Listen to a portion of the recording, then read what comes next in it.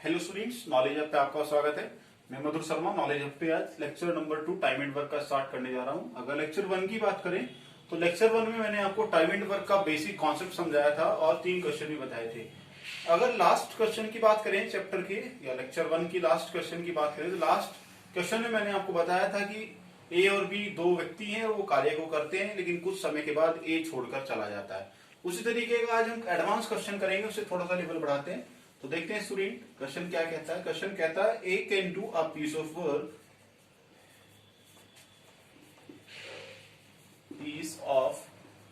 Work in 25 days, B in 40 days and C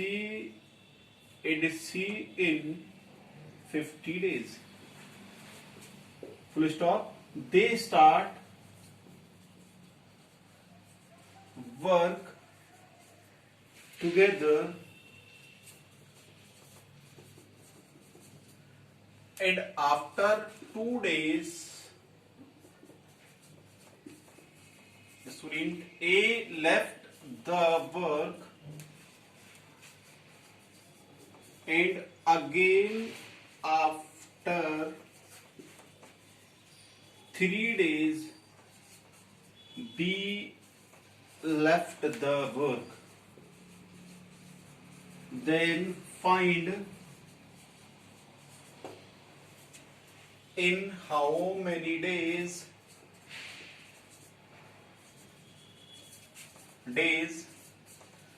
remaining work will be complete. Question complete हुआ। Question एक बार हिंदी में देख लें। Question क्या कहता है? क्वेश्चन कहता है कि A can do a piece of work in 25 days. A एक कार्य को करने में 25 दिन लगाता है and B can do the same work in 40 days. B 40 दिन लगाता है एंड सी इन 50 डेज। सी 50 दिन लगाता है। दे स्टार्ट वर्क टुगेदर, यदि वे एक साथ कार्य को शुरू करें तथा आफ्टर 2 डेज 2 दिन के बाद ए लेफ्ट द वर्क, ए कार्य को छोड़कर चला जाए एंड अगेन आफ्टर 3 डेज, इसके बाद 3 दिन और बी छोड़कर चला जाए। Then find in how many days remaining work will be complete.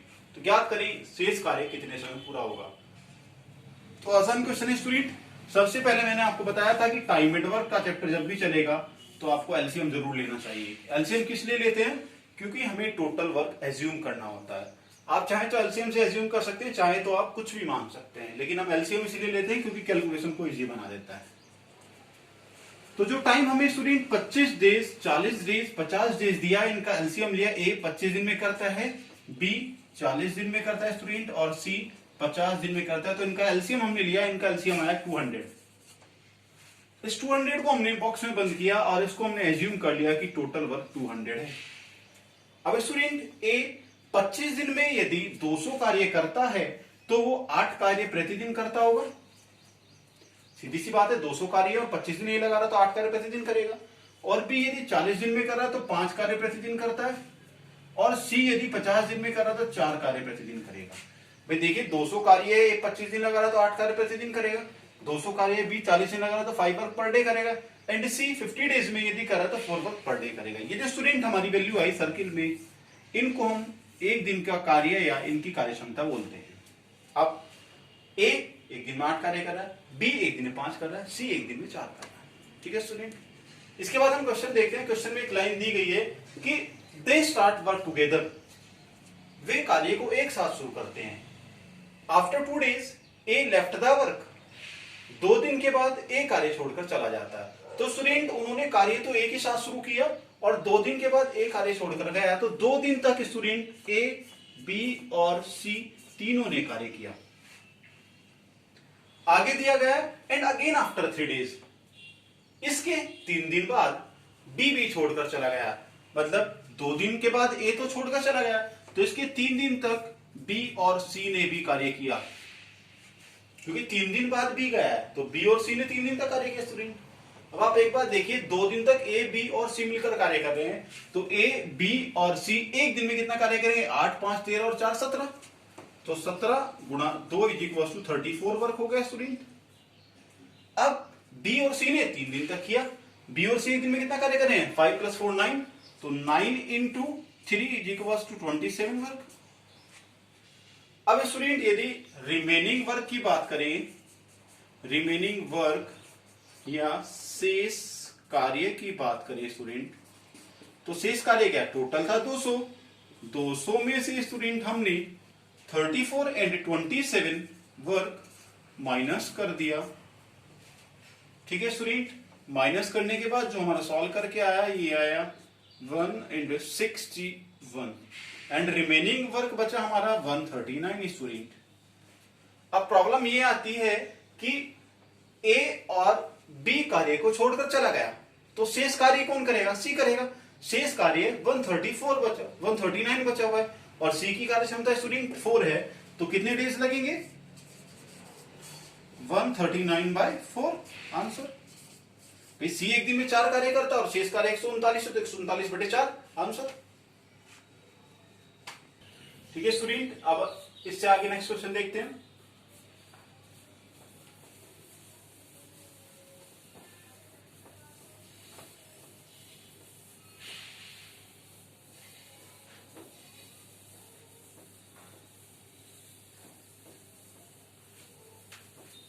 अगर नेक्स्ट क्वेश्चन की बात करें तो नेक्स्ट क्वेश्चन में लेवल थोड़ा सा फिर बढ़ाते हैं। अभी तक जो हमने 2 क्वेश्चन कराए हैं वो क्वेश्चन हमने कराए हैं स्टूडेंट, ध्यान से समझना कि 2 दिन या 3 दिन के बाद ए या बी कार्य छोड़कर चला जाता है, लेकिन अब क्वेश्चन थोड़ा सा बदलेगा।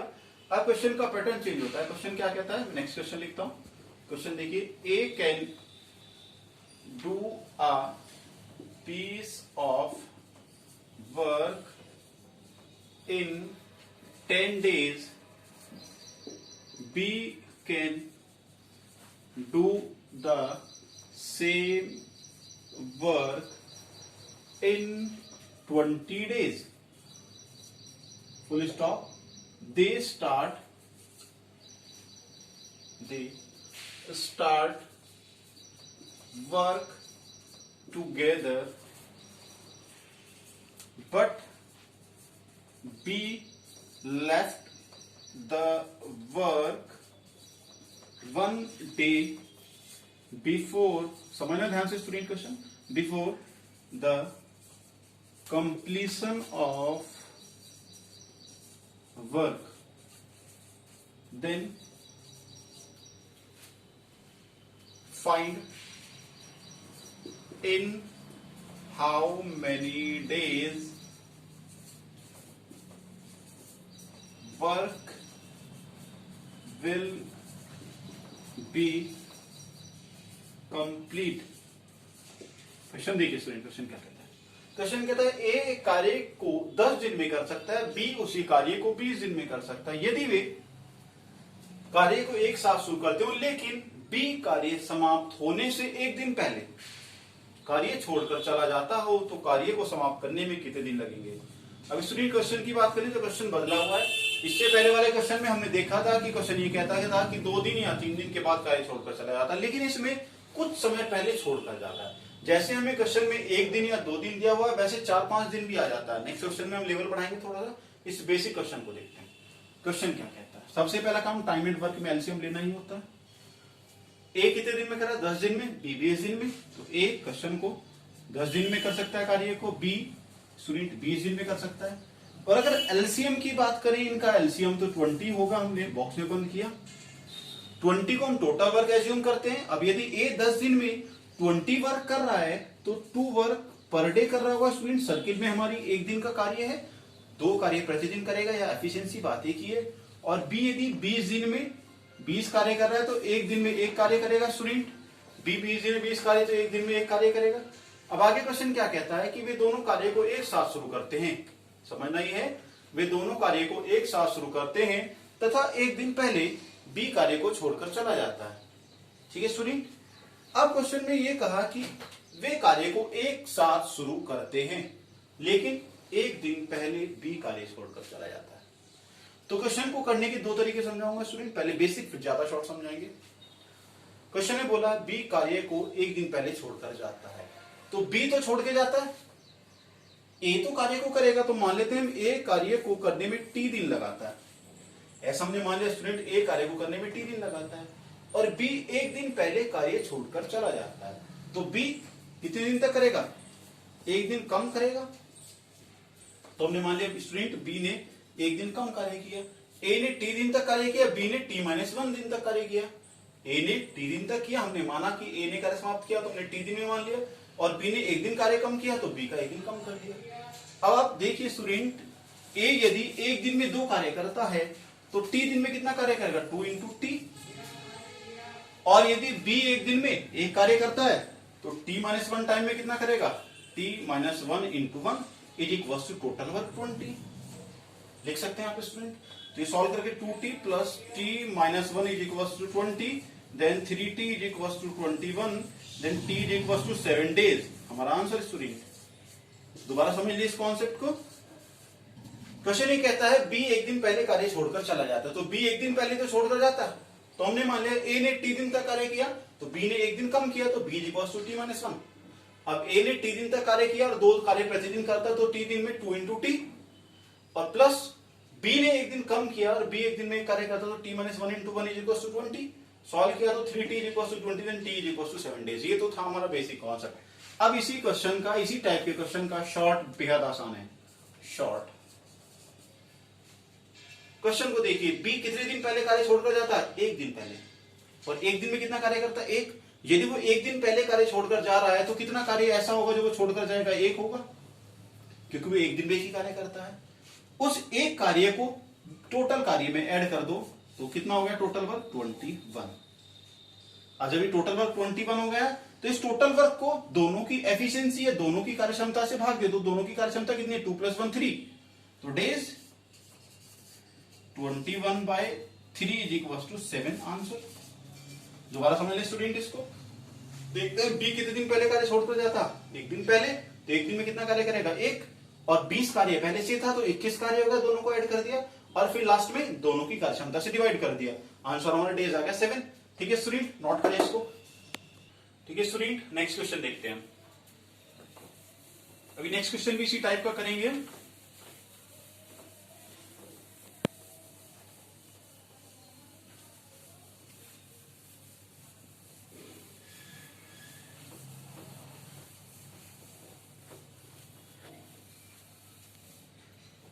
नेक्स्ट क्वेश्चन कहता है स्टूडेंट कि A can do a piece of work in 15 days. लिख लीजिए आप क्वेश्चन को। ए कैन, इसी तरीके का क्वेश्चन है, do a piece of work in 15 days and B in 40 days and C in 30 days. Full stop. All of them starts work together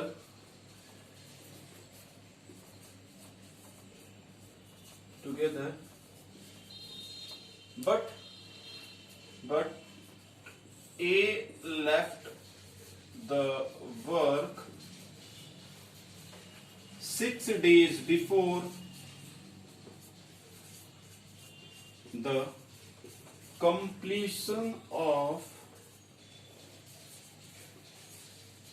work, and B left the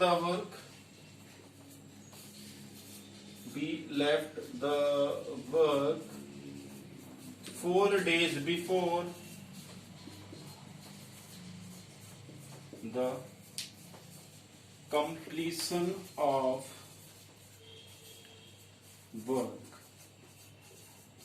Then find in how many days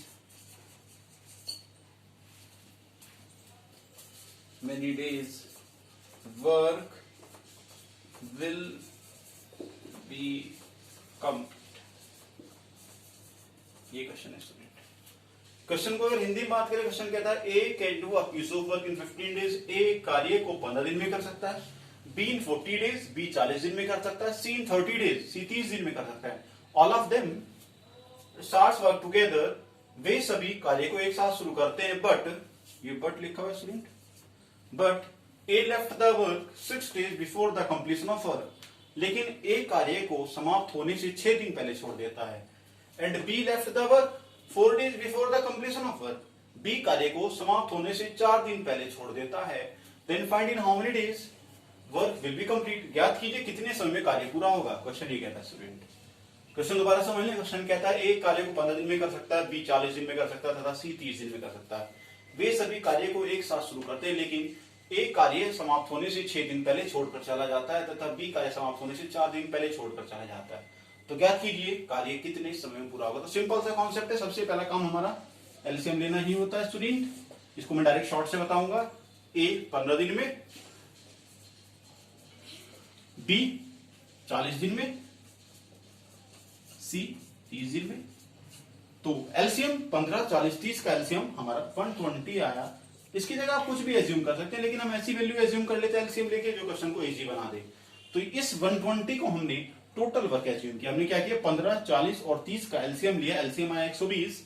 120 को हमने total work assume किया। अब question में देखते हैं, ए यदि 15 दिन लगा रहा है 120 कार्य करने के लिए तो 8 कार्य प्रतिदिन करेगा। बी यदि 40 दिन लगा रहा है 120 कार्य करने के लिए तो स्टूडेंट 3 कार्य प्रतिदिन करेगा। और सी यदि 30 दिन लगा रहा है 120 कार्य करने के लिए तो 4 कार्य प्रतिदिन करेगा। ये कहता है देखिए 120 कार्य है, 15 दिन लगा रहा है तो 8 कार्य प्रतिदिन करेगा। 120 कार्य है तो 40 दिन लगा रहा है 3 कार्य प्रतिदिन करेगा। 120 कार्य है तो 30 दिन लगा रहा है 4 कार्य प्रतिदिन करेगा। ये हमारे स्टूडेंट जो वैल्यू आई इसको हम सर्किल में बंद कर लेते हैं। इसको मान लेते हैं एक दिन की कार्य या एफिशिएंसी या कार्यक्षमता, कुछ भी बोल सकते हैं। अब इससे पहले वाला मैंने बेसिक से बताया था, तो डायरेक्ट शॉर्ट से समझ लेते हैं। क्वेश्चन कहता है कि एक कार्य समाप्त होने से 6 दिन पहले छोड़कर चला जाता है। कितने दिन पहले छोड़कर, 6 दिन में। अब एक दिन में कितना कार्य कर रहा है स्टूडेंट, 8। तो यदि वो 6 दिन पहले कार्य छोड़कर जा रहा है तो 8 दिन में उसने कितना कार्य करना होता है, 48। क्योंकि वो एक दिन में 8 कार्य कर रहा है और 6 दिन पहले छोड़कर जा रहा, तो 8 6 48 कार्य को छोड़कर चला गया। फिर बी छोड़कर गया। बी कितने दिन बाद छोड़कर गया, 4 दिन पहले छोड़कर गया। और बी एक दिन में कितना कार्य करता है, 3। तो 4 दिन में कितना कार्य करेगा वो, 3 गुणा 4 = 12 स्टूडेंट। अब हमने देखा इनको ऐड करके कितना है वर्क, 60। इसका मतलब ये 60 वर्क ऐसा था जिसको ए और बी छोड़कर चले गए। तो हम क्या करते हैं, इस कार्य को जो छोड़ने वाला कार्य था उसको टोटल वर्क में एज्यूम कर लेते हैं। तो टोटल वर्क हमारा क्या हो गया, टोटल वर्क में ऐड कर लेते हैं। टोटल वर्क हमारा 120 + 60 = 180 हो गया स्टूडेंट। अब हमारे पास 180 कार्य हो गया। अब क्वेश्चन ये कहता है कि ज्ञात कीजिए कितने समय में पूरा होगा। तो 180 कार्य को तीनों से करवा देते हैं स्टूडेंट। एक दिन में 8 कार्य करता है, बी 3 करता है और सी 4 करता है। तो तीनों एक दिन में कितना कार्य करेंगे, 15। तो 120 कार्य को 180 कार्य को 15 कार्य प्रतिदिन के हिसाब से कितना लगेगा, 180/15 = 12 आंसर। नोट कर लें स्टूडेंट, नोट करें। ठीक है स्टूडेंट, नेक्स्ट क्वेश्चन देखते हैं, रफ करते हैं इसको। नेक्स्ट क्वेश्चन की अगर बात करें स्टूडेंट तो हम टाइप बदलते हैं टाइम एंड वर्क में। टाइम एंड वर्क में नेक्स्ट टाइप लेते हैं एफिशिएंसी वाला। कभी कभी क्वेश्चन में हमें एफिशिएंसी भी दे दी जाती है, एफिशिएंसी या कार्यक्षमता भी दे दिया जाता है। तो एफिशिएंसी जब हमें दी जाती है तो स्टूडेंट क्वेश्चन के अनुसार ही हम एफिशिएंसी एज्यूम करते रहते हैं। अब आप टाइप डाल सकते हैं एफिशिएंसी, क्वेश्चन का टाइप एफिशिएंसी। तो क्वेश्चन देखिए, क्वेश्चन क्या कहता है इसमें स्टूडेंट, जब भी कभी एफिशिएंसी का जिक्र आएगा तो कम या ज्यादा वाली कंडीशन दी जाएंगी। अब एफिशिएंसी की बात करें तो क्वेश्चन ये कहता है the efficiency of A, the efficiency लिखा हुआ है of A is 25% less than B and the efficiency of B is 20% more than C if A, B and C together can do the work in 10 days, then find in how many days C alone can complete the work। Question का level बता स्टूडेंट। Question ये कहता है the efficiency of A, efficiency of A is 25% less than B. कह सकते हैं कि ए की कार्यक्षमता, एफिशिएंसी को कार्यक्षमता बोलते हैं, ए की कार्यक्षमता बी से 25% कम है। And the efficiency of B is 20% more than C. B की कार्यक्षमता सी से 20% अधिक है। If A B and C together can do the work in 10 days, यदि ए बी और सी मिलकर कार्य को 10 दिन में कर सकते हो, then find in how many days C alone can complete the work. ज्ञात करें सी अकेला कार्य को कितने समय में पूरा करेगा। तो स्टूडेंट क्वेश्चन बदला हुआ है एफिशिएंसी का, तो सिर्फ इसमें एफिशिएंसी परसेंटेज में दी गई है। तो कितने लोग हैं क्वेश्चन में? 3 है, तो 3 कॉलम बना लेते हैं स्टूडेंट। ए बी और सी का 3 कॉलम बनाया। क्वेश्चन क्या था? The efficiency of A is 25% less than the efficiency of B. A की एफिशिएंसी बी से 25% कम है। And the efficiency of B is 20% more than the C. B की एफिशिएंसी सी से 20% अधिक है। If A B and C together can do the work in 10 days, यदि तीनों मिलकर 10 दिन में कर सकते हो, तो ज्ञात करें सी अकेला कितने दिन में करेगा। तो स्टूडेंट हमें इसमें एफिशिएंसी का जिक्र किया होगा। अब आपको एक बात देखनी, ए की एफिशिएंसी बी से कम है तथा बी की एफिशिएंसी सी से अधिक है। तो सी की एफिशिएंसी किसी से कम या ज्यादा नहीं है, तो हम मान लेते हैं सी की एफिशिएंसी स्टूडेंट हमारी 100 थी। ऐसा अज्यूम किया हमने, सी की एफिशिएंसी 100 थी। अब बी की एफिशिएंसी सी से 20% अधिक है, तो 20% अधिक का मतलब कितना हो गया? 120 हो गया। 100 का 20% अधिक किया तो 120 हो गया।